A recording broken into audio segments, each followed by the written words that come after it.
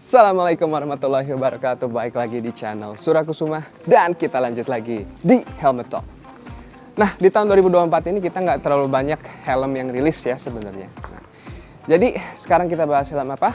Nah, biar nggak lama, kita langsung aja review si KIT TT Arja.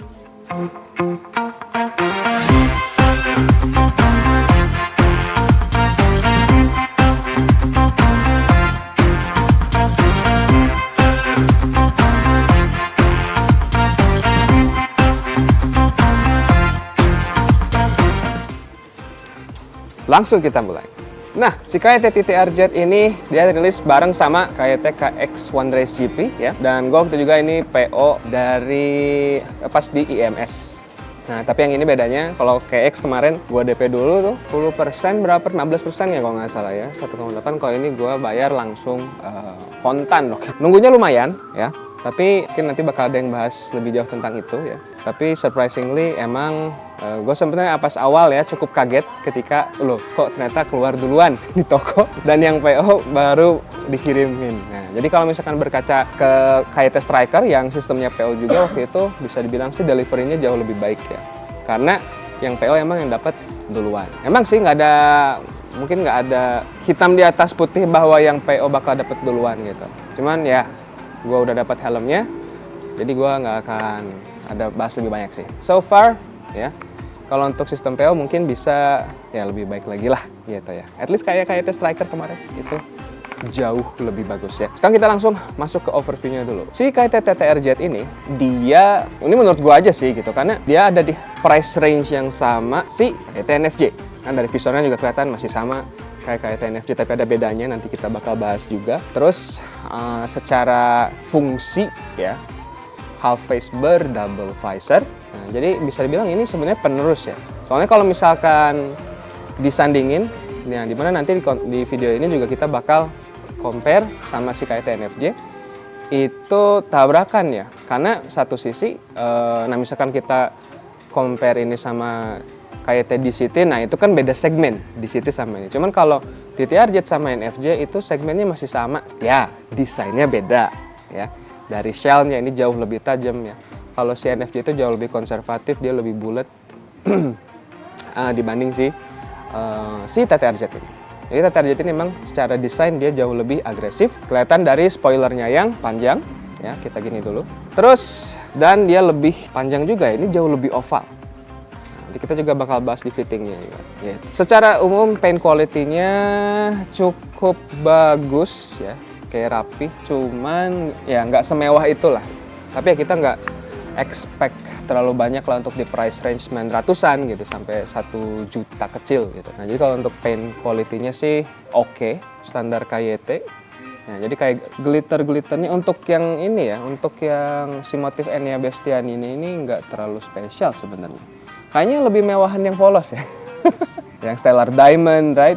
Di situ kayaknya si glitternya tuh lebih mewah banget tuh. Soalnya sih dia nggak terlalu mewah. Cuman ya balik lagi ke selera masing-masing. Kalau lebih suka motif yang replika GP berarti ya ini pilihan. Dan kalau nggak salah ada juga pilihan lainnya untuk motif itu, ada yang Bulega kalau nggak salah. Gue juga dia pakai pembalap Moto2, Moto3 atau di WSBK tuh. Nah, itu untuk overview-nya. Nah, jadi si shell-nya juga kita sekarang bahas homologasinya. Nah, si KIT TT Arja ini dia udah E2206. Berarti bisa dibilang, seinget gua ya, sekarang helm half face yang berhomologasi E2206 itu baru si TT Arja ini. Gua nggak tahu tuh kalau Zeus. Zeus tuh kalau nggak salah ada beberapa helm baru. Gua belum pernah ngebahas Zeus juga. Buat nanti aja.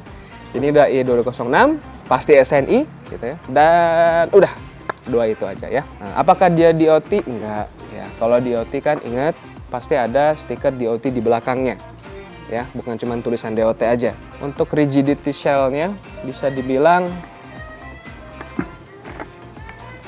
strong ya. Ya cukup lah. Masih 11-12 sama si KIT NFJ. Untuk shell-nya juga bahannya dia masih ADT. Karena emang untuk yang di harga segini pasti ya termoplastik sih ya. Nggak ada helm yang di harga sejutaan, lagi di bawah sejuta, yang bahannya fiber. Visor si TT Arja ini dia masih sama persis ke si KIT NFJ. Jadi misalkan teman-teman nanya apakah bisa pakai visor KIT NFJ, Ya. Oke. Semoga nggak ada polisi yang nilang ya. Nah, jadi si TTRZ ini ya kita bisa pakai visor dari si KIT NFJ. Mau yang iridium, mau yang darknya gitu ya. Jadi ada satu hal tapi ya, kayak dimana si visornya ini dia sepaket sama ID206-nya. Jadi ada perbedaan ya, dari mungkin secara standar homologasinya. Karena kalau homologasi itu nggak setengah-setengah, nggak cuma shell-nya aja, tapi si visornya juga dia masuk ke uji E2206. Jadi kalau kita misalkan beli visor second NFJ gitu ya, atau mungkin yang spesifiknya misalkan di toko-toko juga yang NFJ itu masih E2205. Kayak gimana perbedaannya sebenarnya itu bisa dilihat dari kode si homologasinya di sini. Jadi di pojok sini, ya, ini salah satu indikasi misalkan si visor yang kita pakai itu homologated atau enggak. Ada kode. Kayak untuk di sini kodenya E105300756. Jadi nanti kita cek juga ya kalau misalkan yang di NFJ itu apakah sama atau enggak. Nanti itu kita langsung dikomparasi. Tapi overall ya itu masih sama persis, plug ke plug. Dari sistem ratchetnya juga sama, yang bisa dibilang agak menyebalkan. Oke, jadi harus tahu tekniknya ya, misalkan mau gampang lepas pasangnya. Terus kita juga udah bisa pin lock. Nah, ini kalau nggak salah perbedaannya ya, nanti kita lihat juga. Jadi kalau si pin lock TTRZ ini, dia udah yang bisa yang full. Jadi di pojok banget ya, yang max vision ya. Tapi ini nggak termasuk ya. Jadi kalau beli ini kita nggak dapat pin lock, jadi harus beli ekstra lagi. Terus udah itu aja sih ya. Untuk visor standarnya dia nggak flat, semi flat lah ya. Nah dia masih agak melengkung dikit gitu ya. Jadi mungkin kalau mau yang flat itu ya pakai yang yang aftermarket juga ada. Cuman ya gue sih jujur rekomendasiin kalau untuk visor ya pakai yang ori ya. Soalnya dia homologated. Habis itu kita lanjut kemana? Jadi kita bahas sedikit tentang si anginnya ya. Jadi ketika posisi si visornya ini nutup, dia anginnya nggak seberisik NFJ sih. Kenapa? Ya mungkin bisa dibilang dari shell-nya mungkin ya. Jadi ini jauh lebih nutup. Mungkin bisa dari posisi si ratchetnya juga. Nah itu si visornya. Untuk sekarang visornya kayaknya masih di marketing, pasti dipasarin di tokonya adalah ya buat NFJ juga. Oke, itu untuk visornya. Sekarang kita coba bandingin sama si NFJ. Nah, ketika kita bandingin ya, ternyata untuk visornya dulu. Nanti kita ke batoknya dan yang lainnya juga. Oke, biar lebih efisien ya. Nah, ternyata pas kita cek lagi, si visor yang di NFJ itu, kodenya juga sama ternyata. E105300756 berarti untuk visornya itu benar-benar plug ke plug, nggak ada perbedaan. Apakah bedanya yang dihomologasi itu cuma shell-nya? Who knows ya. Tapi setahu gue sebenarnya misalkan mau homologasi semuanya itu ya harusnya termasuk si visornya juga sih gitu. Atau mungkin mereka masih ngembangin untuk visornya. At least misalkan kayak kita berkaca ke AGV aja, AGV K3SV ke AGV K3 itu kan ada perbedaan. Oke, dari ketebalan, terus dari posisi si lakukan visornya gitu ya, mungkin dari materialnya lebih bagus gitu ya. Nah, tapi ternyata ini nggak ada bedanya. Jadi emang plug ke plug. So, misalkan mau pakai yang visor NFJ itu berarti benar-benar sama. Dan ternyata posisi si pin lock-nya pun dia ya, push pin-nya di sini exactly the same. Jadi nggak ada perbedaan yang signifikan. Nah, sekarang kita dikit bandingin ya untuk shell-nya. Bisa dilihat kalau untuk shell-nya itu, nah, kalau kita sandingin ya, ini sama-sama L by the way ya. Dua-duanya size L. Kalau misalkan kita lihat si NFJ itu jauh lebih kecil batoknya. Dia nggak selebar ya si TTRZ. Jadi kalau misalkan teman-teman nanya apakah jauh lebih bagol? Yes, dia jauh lebih lebar lebih spesifiknya. Nah, kenapa lebih lebar? Soalnya dia di bagian cheeknya, di bagian pipinya itu dia lebih maju dan emang lebih tebal ya dibanding NFJ ini. Kalau untuk tinggi sih sebenarnya masih 11-12. Cuman ya itu, dia jauh lebih lebar. Gimana kalau panjangnya? Kalau panjangnya sebenarnya bisa kita lihat di sini ya. Si NFJ sama TTRZ ya pasti lebih panjang TTRZ. Kenapa? Faktor spoiler. Dan di belakangnya ini jauh lebih tebal. Kalau misalkan si NFJ ini dia jauh lebih bulat. Sebenarnya kalau basicnya masih sama, cuman ya spoilernya dia nggak sepanjang si TTRZ. Nah, sekarang kita lanjut juga ke bagian mana? Kita sekarang masuk ke bagian ventilasi.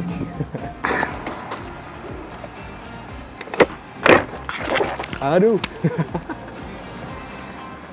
Nah, ngebahas ventilasi, ternyata juga kita belum bahas si double visor ya, gampang lah, nanti kita sambil compare ya. Jadi ventilasi si TTRZ ini tergolong jauh lebih adem dibandingkan si NFJ. Kenapa? Karena dia satu, lubangnya dia jauh lebih gede ya, dan dia jauh lebih lebar. Oke, ini si mekanismenya, ini sama persis sama TT Course, bahkan kayak X1 Race GP ya, itu sama persis ya. Jadi cuman kayak pentil gini, ya, di depan belakangin buat buka tutupnya. Itu tok, udara masuk dari sini. Kondisi misalkan kayak gini, dia masuk, channelingnya menarik. Nanti kita bahas pas kita bongkar helmnya. Terus dia keluar kemana? Keluar ke belakang. Jumlah intake itu hitungannya ada 4 lubang ya, yang terpisah. Masuk ke dalam, masuk ke channeling di IPS-nya, terus ada efek venturi, terus dia area ke belakang. Nah, dia di sini ada 4. Jadi bisa dibilang sebenarnya intake depan 4, terus exhaust ya, atau outputnya dia ada 4 juga. Dan yang gue suka dari si TTRZ ini adalah dia nggak seberisik NFJ ya. Dan di sini ada bagian lucunya, yaitu ada emboss ya, ini bahannya kayak apa itu namanya ya, kayak karet gitu ya, gue lupa namanya, mungkin yang tahu boleh komen di bawah. Ada logo karetnya gitu, terus di sini ada exhaustnya semua. Jadi ventilasinya sip, tapi kalau dibilang adem banget sih enggak ya. Tapi itu kerasa dan ngebantu lumayan lah ngeluarin si udara panas yang ada di dalam pas kita pakai helmnya. Kalau NFJ gimana?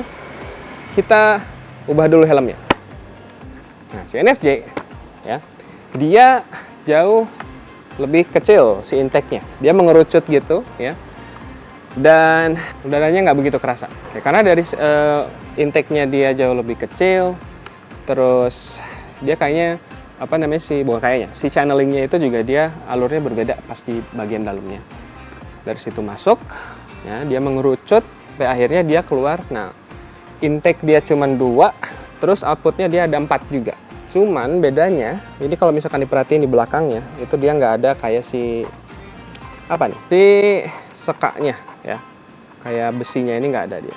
Dan si KYT NFJ ini dia jauh lebih berisik ketika kita pakai di atas kecepatan, let's say di atas 40 juga udah kerasa, dan ada banyak bunyi siul gitu ya.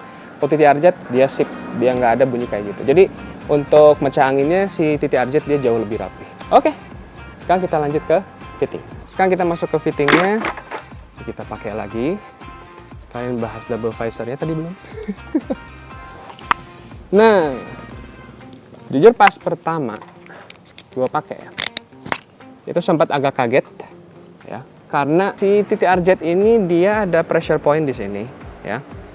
Oke, dan seperti biasa KYT di belakang itu kopong karena helm ini oval, semi oval ke oval ya, tergantung orangnya juga. Nah, tapi dia ada pressure point di sini. Dan jujur sebenarnya gue nggak begitu suka. Gue jadi inget dulu pas nyobain K3SP awal-awal itu sama pressure point-nya di sini. Tapi seperti biasa, kita kan nggak bisa ngejudge si helm itu bener-bener full, tahu nyaman atau enggaknya, pas atau enggaknya cuman sekali pakai. Jadi makanya kemarin gue udah pakai selama kurang lebih, ini udah hampir sebulan kayaknya, udah 3 minggu ya. Gue akses terus tiap hari, gue pakai kerja, nongkrong, jalan-jalan ya, mori. Dan setelah in rain itu nggak separah pas di awal. Jadi gue udah mulai ya udah enak gitu ya. Nah, jadi teman-teman yang mau ngangkut si TTRZ ini, misalkan pas pakai ya, ingat sizingnya harus pas ya, jangan sampai oblak ya. Itu emang harus agak sabar. Jadi pakai aja dulu. Mungkin di awal pakainya jangan terlalu lama. Udah seminggu, nanti 2 minggu pasti itu mulai nyaman. Nah, karena ya si busanya juga menyesuaikan sama kepala. Nah, terus di sini ini ada hal yang paling pembeda gitu ya dari si KYT NFJ yang sebelumnya, dimana dia si cheek padnya itu jauh lebih tebal dibandingin si NFJ. Kalau NFJ kan dia udah lurus aja gitu ya, dan dia nggak ngigit. Kalau ini dia ngigit di sini, makanya bisa lihat kan ini pipinya agak begini ya gitu. Nah, dia si pipinya ngigit, terus dia ini di sini nih agak maju, dan dia jauh lebih tebal karena dia jauh lebih tebal kan, lebih lebar. Jadi ketika kita pakai mau ngeliat ke kanan, ini kehalang, ada blind spot di sini. Jadi teman-teman kalau pakai helm ini, pastiin misalkan mau ngecek ya, kan cek spion, terus mau mastiin harus kayak gini. Soalnya kalau nggak gitu, ini blind spot, ini agak tebal ya. It's not something bad sebenarnya ya, karena ya desainnya kayak gini. Jadi ini ngingetin gue ke FHJC apa ya, FKZ. Terus kalau nggak salah NJS juga kan agak maju tapi nggak semaju ini. Jadi enaknya si helm ini tuh ya dia ngigit, jauh lebih ngigit gitu ya. Jadi untuk fitting dia bener-bener ngepres ya. Mungkin karakteristiknya ya ke bawah dari si helm-helm race-nya si KYT. Nah, jadi pastiin teman-teman nyobain helmnya dulu ya.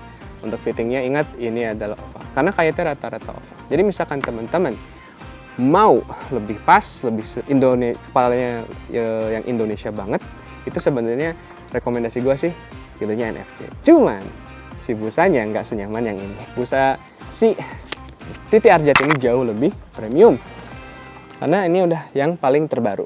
Nah, dimana di belakang, di bawahnya ini ya pasti udah pernah lihat juga kan. Bahannya dia jauh lebih bagus. Oke, terus di sini ada reflektifnya yang ternyata pemakaian hampir sebulan udah agak pudar reflektifnya. Dan kita juga di sini udah ada EQRS atau Emergency Quick Release System.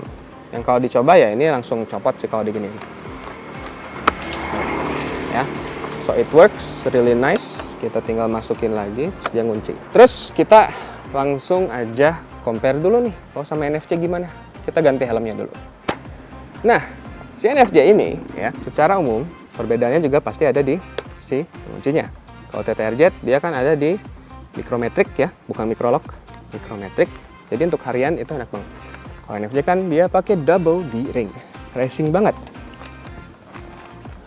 Karena nyokong dari kakaknya NX Race, NFR, terus yang terakhir adalah NZ Race. Jadi double D-ring ini misalkan buat teman-teman yang mager ya, dengan ketidakpraktisan double D-ring, tapi ya pasti jauh lebih aman karena dia jauh lebih kuat ya sini ya. Jadi ambilnya NFJ aja. Nah, double visor juga sama, sama-sama double visor, cuman bedanya TTRZ dia jauh lebih bagus double visornya. Oke, karena dia udah pakai mekanisme yang kabel. Dan sepengalaman gua ini jauh lebih baik dibanding si R2R. Atau mungkin yang waktu itu R2R yang gua itu kurang bagus mungkin ya. Lewat dulu mobil, rame juga ya, orang-orang pada kerja sih ya. Nah, di double visornya ini masih klasik lah ya. Oke, masih tinggal gitu aja. Cuman ini satu hal yang gua nggak suka dari NFJ. Nah, bisa kelihatan posisinya. Nanti kalau yang si TTRZ kita tinggal diinin aja ya videonya. Si NFJ ini posisi sun visornya itu deket banget dan hidung tuh pas. Kadang kalau misalkan terlalu belakang pas gua mau pakai gitu ya, pas gini itu kadang suka ya langsung tak ke si telinga lagi ke si hidung. Posisinya pas, dia pas sih. Nah, tapi satu sisi ini deket banget. Kalau pakai kacamata ya agak mentok dia. Sedangkan kalau si TTRZ dia jauh lebih berjarak, ada space buat kacamata, jadi jauh lebih enak. Nah, dan nggak nyentuh banget gitu ya. Tapi kalau mungkin teman-teman nggak pakai kacamata ya udah nggak masalah ya. Untuk pakai si NFJ ini. Untuk fitting dia tuh masih oval, tapi dia jauh lebih konservatif ya. Untuk kepala rata-rata orang Indonesia. Jadi misalkan teman-teman kalau mau pilihannya ya buat yang mau fittingnya masih pas untuk orang Indonesia ya lebih ke NFJ sebenarnya. Cuman ya itu busanya dia masih busa lama ya. Sebenarnya turunan dari Suomi ya, dari Speedstar ya. Terus turun ke NFR kan. Ke Suomi apa? Stellar. Jadi si busanya ini emang cenderung panas dibandingin si TTRZ yang jauh lebih adem ya. Karena dia sweat wicking-nya gitu ya, itu jauh lebih bagus ya. Penyerapan keringatnya si TTRZ jauh lebih bagus dibanding N. Oke, selanjutnya kita bakal bongkar bagian dalam. Oke, sekarang kita masuk bagian dalam. Nah gini sih ya. Oke, tapi kita biar lebih enak kita buka visornya dulu. Kalian sedikit tutorial. Ingat kalau visornya itu masih sama kayak yang seri lama ya, jadi emang harus ditarik sininya. Nah ini triknya itu di sini, jadi kita harus tarik ke belakang ya. Nah udah kayak gitu, tarik ini baru susah guys, mana sih gitu. Jadi tarik ininya dulu, terus itunya udah ke atas baru kita tarik gitu. Jadi jangan ditarik pas dia posisi paling atas ya, harus turun dikit. Oke, kita buka juga. Nah ini atas dulu, terus tarik sampai dia keluar, bawahin dikit baru tarik lagi. Nah, kesel sih. Oke, kita lanjut bagian dalamnya. Nah, di bagian dalamnya ya. Nah, tadi juga kan gue udah ngomongin nggak sih tentang si intercom.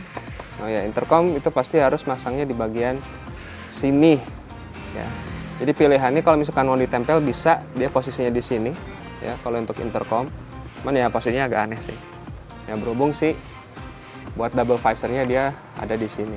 In a way ini lebih enak sih dibanding NFJ kan. Soalnya kalau NFJ harus agak kecil, kalau ini dia jelas tinggal ke samping aja. Sekarang kita buka si busanya. Nah, oh iya lupa, ini kan bisa ini ya. Kita cabut dulu. Ini klipnya masih sama aja kayak yang seperti biasa, tarik. Nah, ini side-nya, ini udah ada tulisan variable glasses, standar. Ini nggak bisa di custom busanya ya, nggak ada space buat ngehapus ya. Ngurangin atau nambahin busa. Di sini ada busa buat si ini intercomnya. Busanya nice ya, jauh lebih halus dibandingkan si NFJ. Di sini ada kode ECE 2206-nya E11 061011J, ini apa ini? SML, dan ini kodenya kalau di ininya si TTRZ ini K5H ya. Jadi pabrik punya kodenya tersendiri. Bukan juga yang sebelahnya. Karena gue pengen ngebahas hal yang paling gue suka dari si helm ini sebenarnya. Dan dia berurusan dengan si intercom. Jadi, ini hal yang bagus ya, bisa dilihat. Nah, ini ada detail juga. Jadi ini dia ada penahan untuk dudukan, ada penahan speakernya. Jadi kita nggak harus pakai 3M biar si speakernya nempel di situ. Nah, ini gampang ngelepasnya, tinggal tarik salah satu, dia udah lepas. Mau pasangnya lagi ya, kita masukin satu-satu ya. Masuk satu ke situ, terus agak digelengkungin dikit, masuk lagi satu ke sini. Terakhir, mungkin yang sebelah sini. Nah, jadi ketahan. Ini fitur yang favorit gua. Dan posisi speakernya pun enak. Dia nggak akan nyangkut ke nggak akan kena telinga. Ya, posisinya ideal banget. Ya. Nah, terus di sini udah ada kayak kanal untuk si kabelnya. Jadi nggak usah ribet lah, si kabelnya itu udah ada jalurnya tersendiri. Ya. Nah, terus ini di belakang ini ada IPS ya.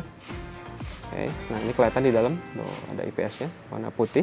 Jadi ini yang favorit gue sebenarnya ya untuk si TTRZ ini. Ini inovasi yang keren dari KYT. Nah, terus sekarang kita lihat kayak gimana si crown pad-nya. Nah, si crown pad-nya belakangnya dia cuma ditarik gini aja, ya, klasik. Bahannya juga enak. Nah, di sini si crown pad-nya dia sistemnya pakai hook ya. Jujur gue hook ini sebenarnya yang paling bisa dibilang paling bukan aman sih. Okay. Dia emang paling efektif, jadi nggak akan naik turun ya gitu. Terus kayak misalkan kayak di SRGP, di NX Race, NZ Race yang cuman pakai apa sih namanya, yang perpet-perpet itu nempelin di sini, itu ada kecenderungan geser-geser. Kalau pakai hook ini dia nggak ada.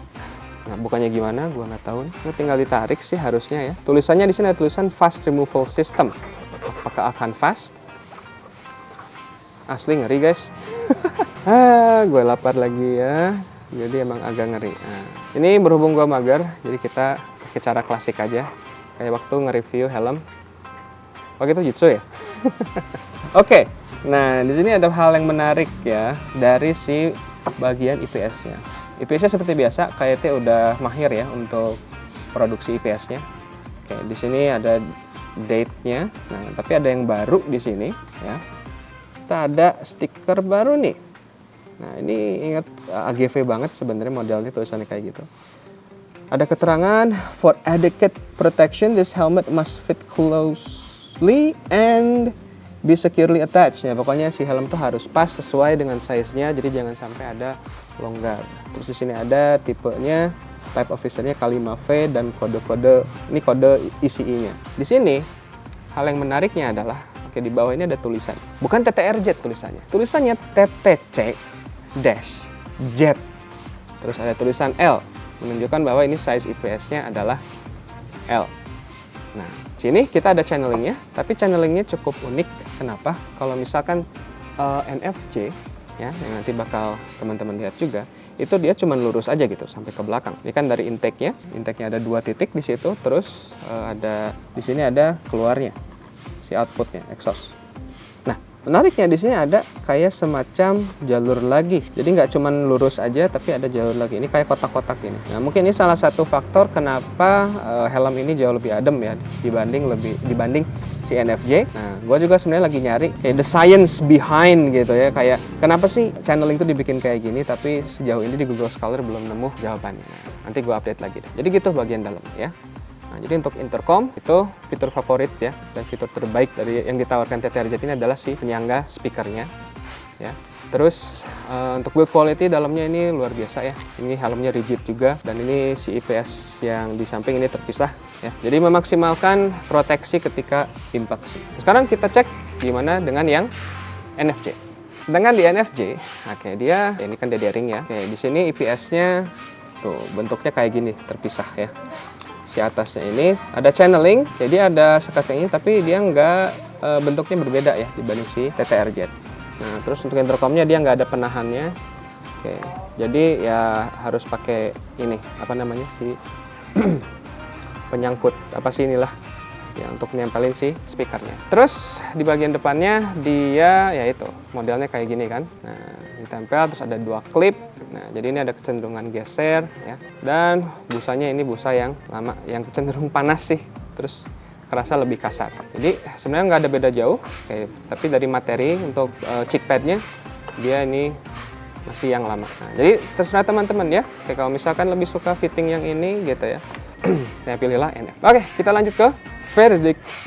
Jadi si TTRZ ini emang improvement ya, solid improvement dari si KIT NFJ ini. Nah, kalau untuk preferensi atau misalkan nanya lebih baik beli yang mana, itu sebenarnya tergantung ke selera masing-masing sama ya. Soalnya kalau untuk si TTRZ ini dia jauh lebih ya modern lah ya. Oke, jauh lebih sporty dengan spoiler yang panjang. Kalau misalkan si TTR NFJ ini dia jauh lebih simple ya secara desainnya. Untuk materi masih sama. Nah, untuk double visornya jujur itu tergantung ya, karena baik lagi kalau kita pakai intercom yang kayak tadi. Nah, jadi si intercom itu posisinya kan kalau yang TTRZ ini emang harus agak belakang, karena si bagian apa namanya untuk double visornya di bagian bawah. Cuman secara kualitas dan skematiknya si TTRZ ini double visornya dia jauh lebih kokoh dibandingkan NFJ gitu. NFJ dia masih klasik, dia ada di sebelah sini ya. Dan keluhannya kan kecenderungan suka loss ya.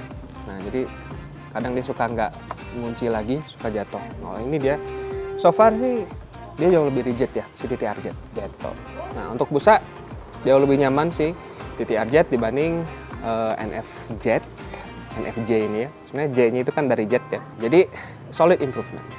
Homologasi lebih baru yang TTRZ. Jadi misalkan mau gua rekomendasinya sih jujur untuk secara keseluruhan ya mending ambil TTRZ sih. Kecuali teman-teman yang benar-benar fittingnya mau ya konservatif, kepala Indonesia lebih cocok sih NFJ ini.